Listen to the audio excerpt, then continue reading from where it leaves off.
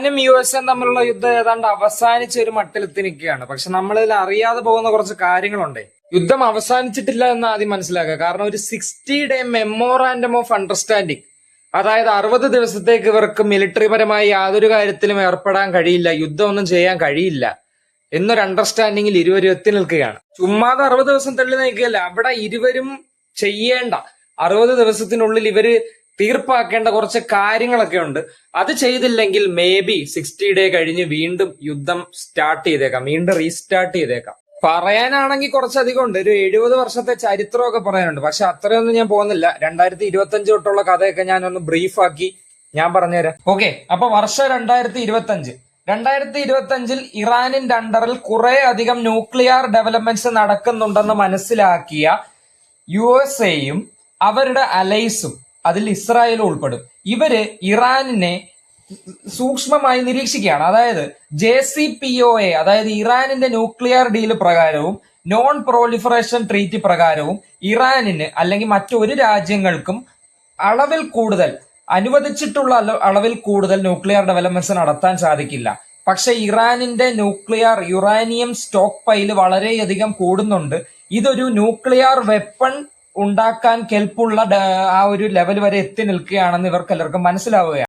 പിന്നീട് ഇസ്രായേലും USA ഒക്കെ ഇറാനിന് ഒരു നെഗോസിയേഷൻ വെക്കുകയാണ്. അതായത് നിങ്ങൾ ഇത്ര നാൾക്കുള്ളിൽ ഇത് പരിമിതമായ ലെവലിലേക്കൊക്കെ കുറച്ച് കാര്യങ്ങൾ കൊണ്ടുവന്നില്ലെങ്കിൽ കാര്യങ്ങൾ വഷളാകുമെന്ന് പറഞ്ഞൊരു ഡെഡ് ലൈൻ വെക്കുകയാണ്.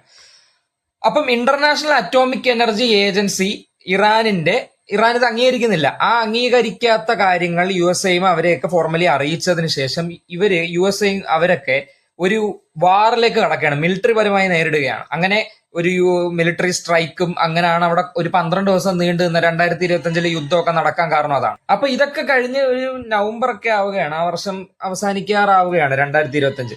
അപ്പൊ ഇറാനിന് വേണ്ടത് എന്താണ്? ഇറാനിന് വേണ്ടത് ഇവരുടെ കുറെ ഫ്രോസൺ ആയിട്ടുള്ള അസറ്റ്സ് ആര് ഫ്രീസ് ചെയ്ത് വെച്ചിരിക്കുകയാണ്? USA ആണ് ഇതിങ്ങനെ ഫ്രീസ് ചെയ്ത് വെക്കാൻ കാരണം. അതൊക്കെ അവർക്ക് തിരിച്ചു കിട്ടണം. ഏതാണ്ട് $12 മില്യൺ മുതൽ $24 മില്യൺ വരെയുള്ള അസറ്റുകളാണ് അവരിങ്ങനെ പിടിച്ചു വെച്ചിരിക്കുന്നത്. അത് ഞങ്ങൾക്ക് തിരിച്ചു കിട്ടണം എന്നൊക്കെ പറഞ്ഞ ആവശ്യങ്ങൾ അങ്ങോട്ട് വെക്കുകയാണ്.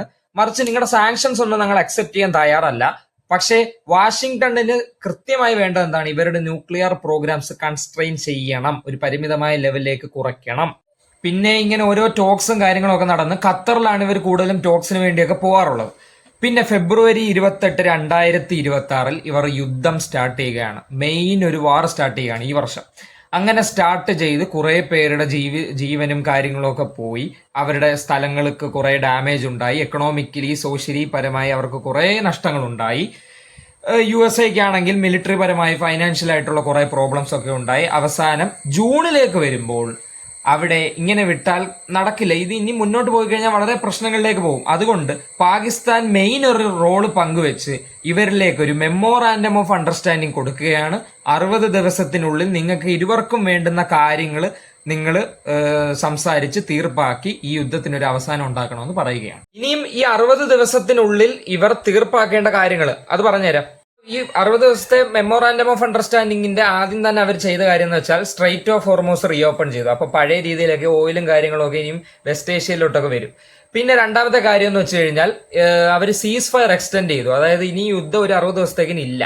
അടുത്ത എന്താണെന്ന് വെച്ചാൽ 60 ദിവസത്തിനുള്ളിൽ ഇവർ ടോക്ക് നടത്തി ഇവര് ഒരു അണ്ടർസ്റ്റാൻഡിങ്, ഫൈനൽ അണ്ടർസ്റ്റാൻഡിങ്ങിലേക്ക്, ഫൈനൽ ഒരു അഗ്രിമെന്റിലേക്ക് എത്തണം. ആദ്യം ഇറാൻ ചെയ്യേണ്ട കാര്യങ്ങൾ സിമ്പിൾ ആയിട്ട് പറഞ്ഞാൽ, ഇറാൻ ആദ്യം ചെയ്യേണ്ട കാര്യം reopen straight of Hormuz reopen ചെയ്യുക, ഓയിൽ ട്രേഡിന് വഴിയൊരുക്കി കൊടുക്കുക. സെക്കൻഡ് ചെയ്യേണ്ട കാര്യം എന്താണെന്ന് വെച്ച് കഴിഞ്ഞാൽ അവര് എന്ത് ചെയ്യണം? ന്യൂക്ലിയർ കമ്മിറ്റ്മെന്റ്സിന് അഗ്രി ചെയ്യണം. ഒരു ലിമിറ്റഡ് വാല്യൂയിലേക്ക് ന്യൂക്ലിയർ ഡെവലപ്മെന്റ് കുറയ്ക്കണം. അടുത്തത് എന്താണെന്ന് വെച്ച് കഴിഞ്ഞാൽ ലെബനൻ എന്ന് പറഞ്ഞ രാജ്യവുമായുള്ള അവരുടെ കുഴപ്പങ്ങളും കാര്യങ്ങളും ഒക്കെ ഉടൻ തന്നെ പറഞ്ഞ് സെറ്റിൽ ചെയ്യുക. പിന്നെ USA ചെയ്യേണ്ട കാര്യം മിലിറ്ററി ഓപ്പറേഷൻസ് എല്ലാം ഹോൾട്ട് ചെയ്യുക, എല്ലാം സ്റ്റോപ്പ് ചെയ്യുക ഇമ്മീഡിയറ്റ്ലി. പിന്നെ നേവൽ ബ്ലോക്കേഡ്, അതായത് അവർ സ്ട്രൈറ്റ് ഓഫ് ഹോർമൂസിൽ ക്രിയേറ്റ് ചെയ്ത നേവൽ ബ്ലോക്കേഡ് പിൻവലിക്കുക. പിന്നീട് ചെയ്യേണ്ട കാര്യം ഇറാനിന്റെ ഫ്രോസൺ ആയിട്ടുള്ള അസറ്റ്സ് വിട്ടു നൽകുക. ഏതാണ്ട് $12 മില്യൺ മുതൽ $24 മില്യൺ വരെയുള്ള അസറ്റ്സ് ആണ് അവർ ഫ്രീസ് ചെയ്ത് വെച്ചിരിക്കുന്നത്. അതെല്ലാം തിരികെ ഇറാനിന് വിട്ടുകൊടുക്കുക. ഇത്രയും കാര്യങ്ങൾ 60 ദിവസത്തിനുള്ളിൽ ചെയ്ത് തീർപ്പാക്കിയാൽ മാത്രമേ ഇറാൻ USA യുദ്ധം തീർന്നു എന്ന് പറയാൻ കഴിയൂ. ഇല്ലെങ്കിൽ യുദ്ധം വീണ്ടും തുടങ്ങാനുള്ള നല്ല സാധ്യതയുണ്ട്. സംഭവം നമുക്ക് പറഞ്ഞു പോയപ്പോ എന്തിന് പെട്ടെന്ന് തീർന്നെന്നറിയോ? ഇതൊക്കെ ഭയങ്കര ടെൻഷനുള്ള കാര്യങ്ങളാണ്. ജിയോ പൊളിറ്റിക്കലായി പല രാജ്യങ്ങൾക്ക് വളരെയധികം ടെൻഷൻ ഉണ്ടാക്കിയ ഒരു ഇഷ്യൂ ആയിരുന്നു ഈ ഇറാൻ USA യുദ്ധം എന്നൊക്കെ പറയുന്നത്. പിന്നെ സ്ട്രൈറ്റ് ഓഫ് ഹോർമൂസിനെ പറ്റി ഞാൻ ബ്രീഫായിട്ടൊന്ന് പറഞ്ഞുതരാം. ഈ സ്ട്രൈറ്റ് ഓഫ് ഹോർമൂസ് അടച്ചു വെച്ചു, ബ്ലോക്ക് ചെയ്തു, നേവൽ ബ്ലോക്കേഡ് ഒക്കെ USA നടത്തി എന്ന് പറഞ്ഞ ഈ സ്ട്രൈറ്റ് ഓഫ് ഹോർമൂസിൽ എന്താണ് ഇത്ര കാര്യമായിട്ടുള്ളത്? സിമ്പിളാണ്. അതായത് ലോകത്തിലെ 20% വരുന്ന ഓയിൽ ട്രേഡ്, എക്സ്പോർട്ട് കാര്യങ്ങളൊക്കെ നടക്കുന്നത് ഈ സ്ട്രൈറ്റ് ഓഫ് ഹോർമൂസിലാണ്. അവിടെ തന്നെ പല റിഗുകളുണ്ട്. അവിടാണ് ഏറ്റവും കൂടുതൽ ഗൾഫ് ഓഫ് പേർഷ്യ ഓയിലിന് ഏറ്റവും റിച്ച് ആയിട്ടുള്ള നാടാണ്. ഇറാൻ, ഇറാഖ്, അങ്ങനെ ഒമാൻ, അതൊക്കെ അതിന് ചുറ്റിയാണ് വരുന്നത്. അപ്പം അവിടെ നേവൽ ബ്ലോക്കേഡ് നടത്തിയെങ്കിൽ ഇറാൻ ആ സ്ട്രൈറ്റ് ഓഫ് ഹോർമൂസ് ക്ലോസ് ചെയ്തു, അവിടെ റിഗ് ഒന്നും പ്രവർത്തിക്കുന്നില്ല എന്നുണ്ടെങ്കിൽ അവിടെ എന്താണ് സംഭവിക്കുന്നത്? വെസ്റ്റ് ഏഷ്യയിലോട്ട് കൂടുതൽ ഓയിലുകൾ എക്സ്പോർട്ട് ചെയ്യാൻ കഴിയില്ല, ഇങ്ങോട്ടേക്ക് വരില്ല. അതുകൊണ്ടാണ് ഇന്ത്യയിലോട്ടൊന്നും കുറെ അധികം ഓയിൽ വരാഞ്ഞതും LPGക്ക് ഷോർട്ടേജ് ഉണ്ടായതും നമ്മൾ കുറെ നാൾ അനുഭവിച്ചില്ലേ. അതിനൊക്കെ റീസൺ അതാണ്. അപ്പോൾ ഓവറോൾ നോക്കുകയാണെങ്കിൽ ഇനി 60 ദിവസം, അതായത് ഓഗസ്റ്റ് 16 ആകുമ്പോഴത്തേന് ഇവരൊരു ഫൈനൽ അഗ്രിമെന്റ് എത്തി ഫ്രണ്ട്ലി ആയി കഴിഞ്ഞു കഴിഞ്ഞാൽ ഏതാണ്ട് 70 വർഷത്തെ മിലിറ്ററി ചരിത്രമൊക്കെ ഇവർക്കങ്ങ് മറക്കാം. കോൾഡ് വാറിന്റെ സമയം മുതലേ ഉള്ളതാണ് ഇവരുടെ ഈ യുദ്ധവും കാര്യങ്ങളും ഒക്കെ. പക്ഷെ ഇവിടെ ഇപ്പോഴും നടക്കുന്ന കുഴപ്പം എന്താണെന്ന് അറിയാം. ഇപ്പൊ ഞാൻ ഈ ഒരു ടോപ്പിക്കിൽ വീഡിയോ ഇടാൻ മെയിൻ കാരണം എന്ന് വെച്ച് കഴിഞ്ഞാൽ ഇറാനും ന്യൂസിലൻഡും തമ്മിലുള്ള ഒരു ഫുട്ബോൾ മാച്ച് USA നടന്നു. അവിടെ ഇറാന് ഫുട്ബോളേഴ്സിന് ഉണ്ടായ ഒരു മോശമായ അനുഭവം ഉണ്ട്. അത് നമുക്ക് അടുത്ത വീഡിയോ പറയാം.